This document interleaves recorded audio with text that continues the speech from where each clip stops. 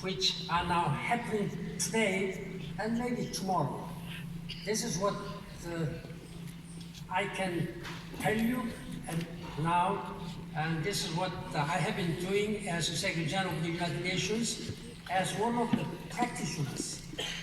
When I was a high school boy, my principal told us that keep your head above the clouds, but make sure that your 2 feet must be firmly grounded on the soil and move step by step.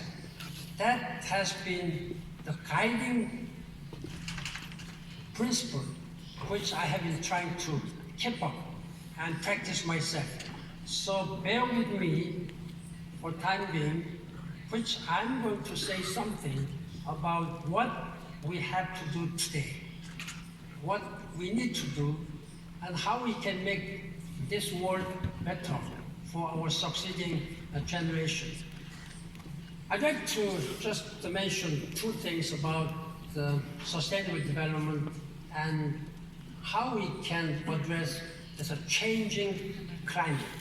In that regard, I'm very much happy and honored to be here with former President of France, François Hollande, with whom I have been working very hard, and I have been receiving a lot of political support from him. In fact, without his leadership and without the strong commitment of Chinese and American leadership, President Obama and President Xi Jinping, we might not have been able to say that proudly that we had made some groundwork. There's a Paris Climate Change Agreement is not a perfect deal.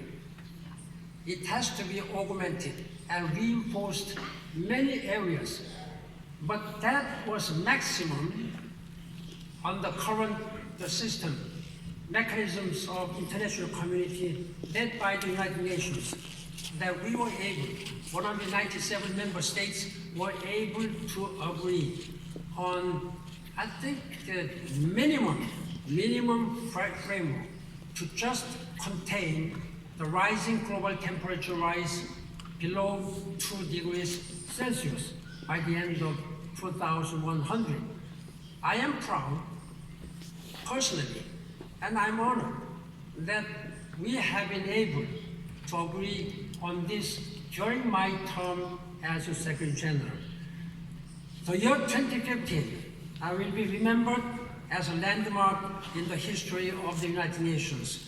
The UN General Assembly also adopted the Agenda 2030, the Sustainable Development Goals. Climate change is part of these 17 goals.